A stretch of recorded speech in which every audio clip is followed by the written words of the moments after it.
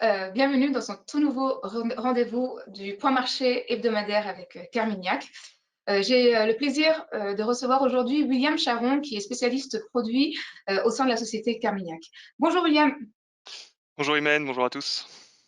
Donc du coup, comme d'habitude, nous allons passer en revue les principaux indicateurs dans un premier temps, avec également l'actualité macro, l'actualité micro, le message de la semaine et puis quelques idées d'allocation. Toujours la même phrase, à savoir, n'hésitez pas à poser vos questions, s'il vous plaît. Sachant que, encore une fois, vous avez la possibilité de les poser en amont ou justement juste après la présentation de William. Donc, tout d'abord, on va commencer avec les principaux indicateurs. Donc, cher William, je les mets justement en présentation et je te laisse nous les commenter. Donc merci beaucoup. Donc oui, alors qu'est-ce qui s'est passé la semaine dernière sur les marchés? Donc déjà, il y a deux principaux messages à retenir de la semaine dernière. Donc après 2 semaines de hausse sur les marchés actions, on a vu quelque part une accalmie, hein. La hausse avait eu lieu grâce à ce qui s'était passé avec des espoirs de fin du conflit entre l'Ukraine et la Russie, en tout cas d'avancée. Ça s'est un petit peu calmé la semaine dernière. Néanmoins, on a eu la semaine dernière quelque chose qui a beaucoup impacté les marchés. Ça a été notamment les commentaires des banquiers centraux américains qui, après la semaine précédente avoir augmenté les taux de 0,25%, ils ont cette fois-ci annoncé qu'ils allaient peut-être devoir accélérer encore plus. Et donc là-dessus, le marché a commencé à anticiper une hausse de 0,50% des taux directeurs pour la prochaine réunion qui a lieu en mai. Donc ça, c'est vraiment une avancée significante. Donc on voit notamment les taux monter très fortement sur la semaine, hein. On est à plus 32 bips, donc plus 0,32%, ce qui a eu un impact bien sûr sur les indices obligataires, que ce soit sur les indices obligataires souverains ou crédits. Donc crédit, c'est les dettes d'entreprise. Par ailleurs, on a également eu une hausse des matières premières. On voit notamment avec le pétrole qui est à plus 10-12%. Donc on a une volatilité sur le pétrole, ce qui a notamment pesé sur les actions européennes, les actions européennes étant assez dépendantes justement au prix des matières premières. On a du coup sur la semaine, on a un marché action qui a été plus ou moins neutre, légère hausse pour les États-Unis, légère baisse pour l'Europe. Ça cache une disparité au niveau sectoriel. On a les secteurs de l'énergie ou encore le secteur de l'énergie ou des métaux qui est en forte hausse. On est à plus 7%, je crois, peu importe la région. Et en revanche, on a des secteurs qui sont un peu plus en baisse. On pense notamment au secteur de la santé, tandis que le Nasdaq, par exemple, était assez neutre sur la semaine. Donc globalement, on a une semaine agitée du côté obligataire. Du côté action, ça a plutôt bien résisté, hein, à cette hausse des taux. Et maintenant, tout le monde a en vision ce qui se passe en Ukraine et ce qui va également se passer au niveau de l'inflation cette semaine. Notamment jeudi, il y a les chiffres de l'inflation pour février aux États-Unis qui vont être particulièrement attendus. Alors justement, bonne transition, William, puisque ton focus macroéconomique va justement concerner l'inflation alimentaire. Donc, je te mets la diapositive sous les yeux, donc je te laisse la commenter. Alors oui, et merci beaucoup. Alors c'est vrai que l'inflation, comme je disais, est en hausse un peu partout, que ce soit aux États-Unis, également en Europe. Donc on a eu des inflations de l'énergie, des métaux, mais globalement des matières premières. On voit ici avec l'inflation des produits alimentaires aux États-Unis qui atteint un pic depuis plus de 40 ans. Donc on a une inflation de quasiment 10%, c'est énorme. Je vous ai mis également un article de West France où on a justement les entreprises qui commencent à en parler en disant que leurs coûts commencent à doubler. On a les grands acteurs du secteur, Mondelez, Unilever, qui annoncent que leur niveau de marge devrait se réduire dans les dans les prochains mois, voire dans les prochaines années. Donc on a les directeurs, le CEO par exemple de Unilever qui a commenté en ce sens. On a également on va avoir également un impact potentiel sur le consommateur, donc potentiellement sur la croissance. Donc vraiment, l'inflation, c'est quelque chose qu'on regarde, c'est quelque chose où il faut faire très attention parce que ça peut impacter à la fois les marges des entreprises et à la fois justement les velléités des consommateurs à consommer justement davantage. Donc ça, c'est quelque chose qu'on va regarder et qui est très important d'un point de vue macroéconomique. C'est ce qui va dicter la conduite des banquiers centraux, donc que ce soit aux États-Unis ou en Europe pour Christine Lagarde. Et c'est vraiment la persistance de cette inflation qui les fait réagir et qui entraîne cette politique restrictive dont on est témoin en ce moment. Alors justement, cette inflation alimentaire, ce chiffre de l'inflation alimentaire a eu des conséquences sur le marché obligataire. C'est là ton focus microéconomique, à savoir justement donc la déroute des marchés obligataires.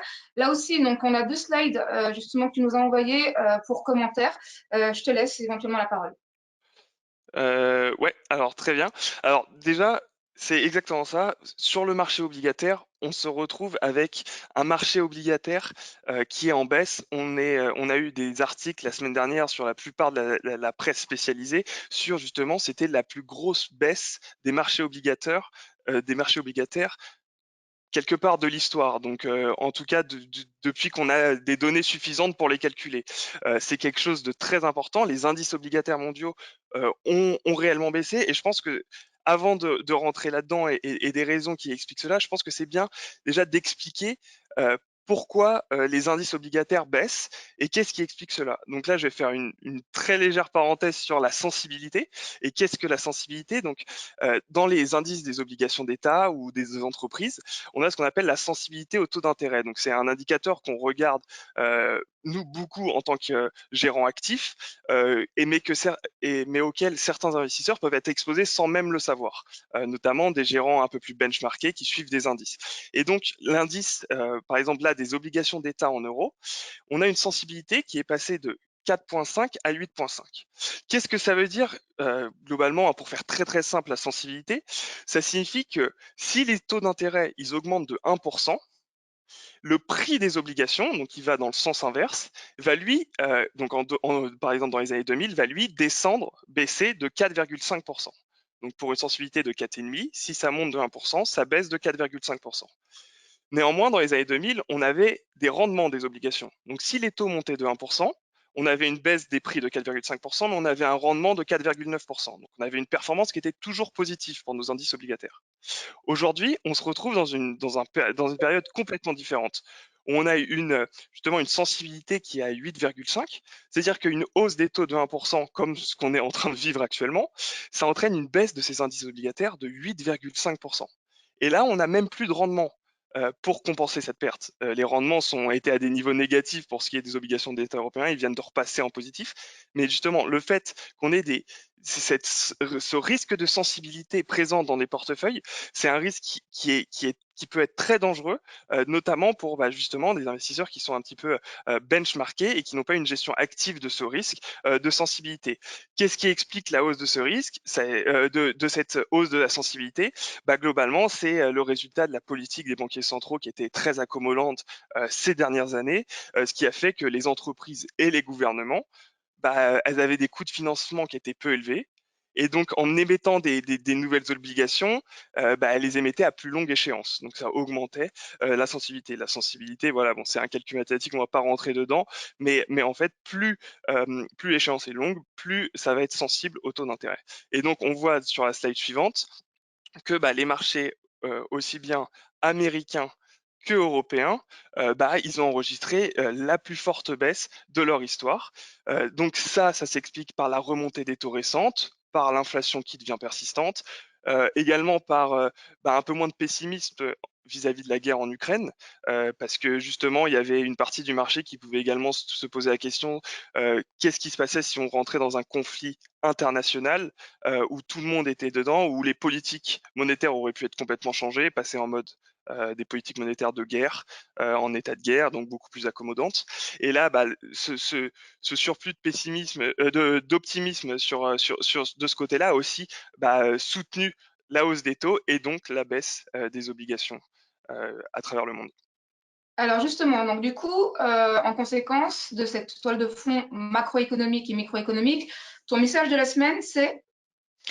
Alors, mon message de la semaine, justement, c'est cette hausse de l'inflation, ces taux qui remontent, et justement, ça va commencer à peser sur les marges des entreprises. Et on a de nombreuses entreprises c'est mon message, qui commencent à revoir leurs prévisions à la baisse à l'approche de la saison des résultats, donc qui va commencer mi-avril. Je vous prends une petite statistique à vendredi, donc à la date de vendredi dernier, aux États-Unis. Donc parmi le S&P 500, on a donc les 500 plus grosses entreprises américaines. Il y en a 100 qui ont révisé leurs résultats. Et parmi ces 100, plus des 2 tiers ont prévu des résultats, ont réduit leurs attentes au niveau des résultats. Donc ça montre justement qu'il y a des pressions sur les marges, que les entreprises en sont conscientes et que les investisseurs vont également en être de plus en plus conscientes à la vue justement de la saison des résultats. Alors justement, donc du coup, cet enseignement a amené à quelques évolutions dans la stratégie d'investissement. Et pour le coup, nous, on va s'intéresser à un fonds que nous avons justement donc sur EasyBourse sur notre plateforme, à savoir Carmignac Patrimoine Europe. Donc là-dessus, donc un mot sur la construction du portefeuille. Ouais, bien sûr. Alors, Carmignac Portfolio Patrimoine Europe, c'est un fonds ce qu'on appelle flexible. Donc, il peut investir de 0 à 50% en actions et le reste en obligations.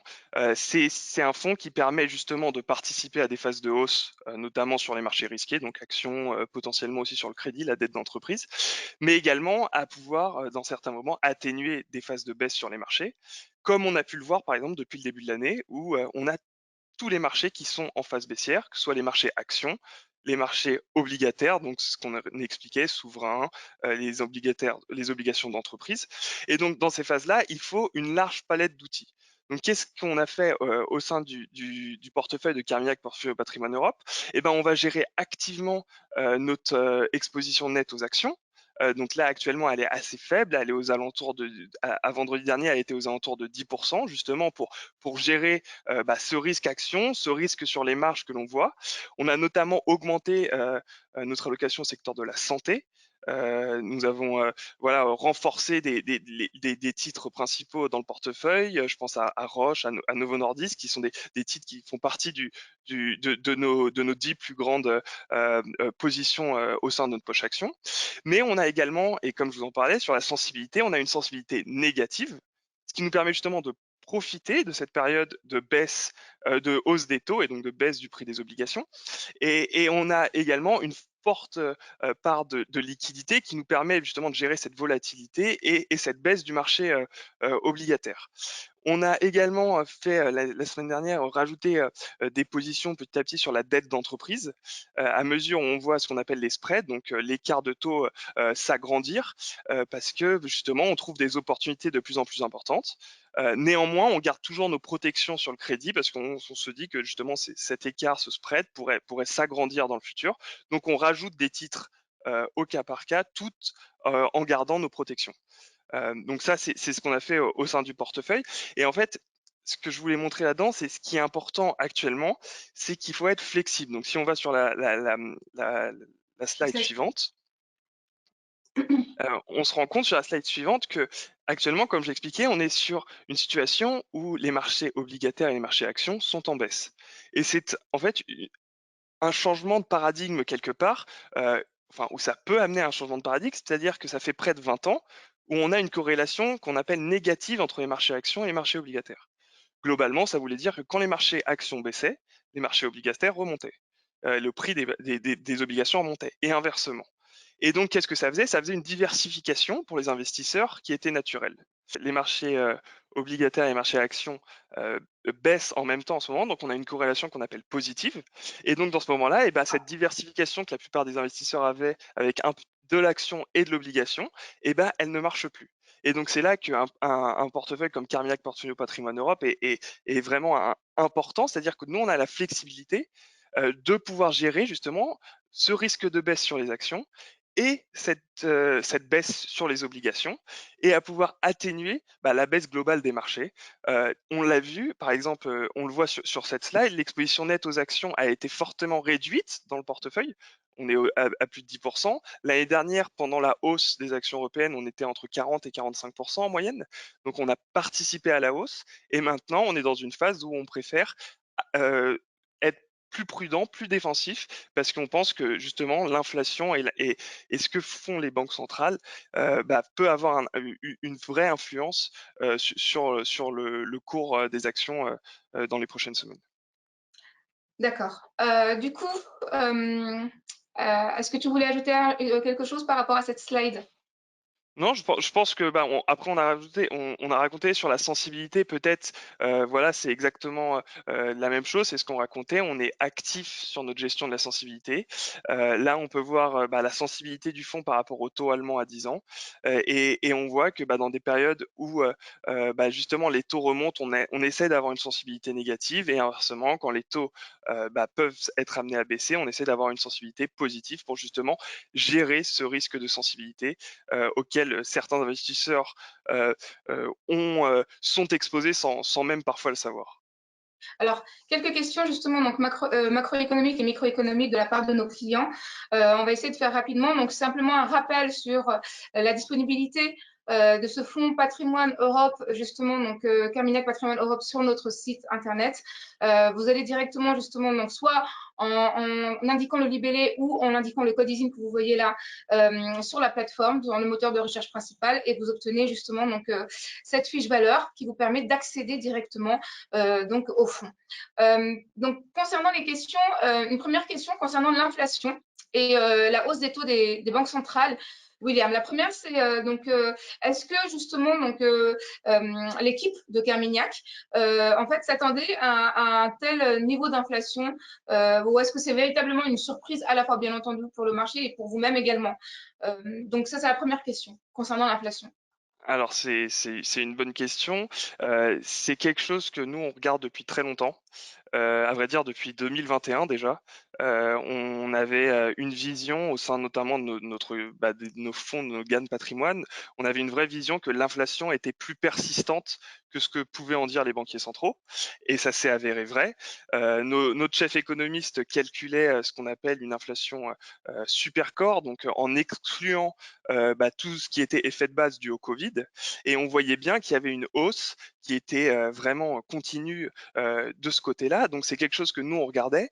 C'est une chose où peut-être que les banquiers centraux ont été un petit peu surpris de la persistance en fin d'année 2021. Maintenant, je pense que c'est assez bien ancré dans les prix et dans la tête des banquiers centraux et des investisseurs.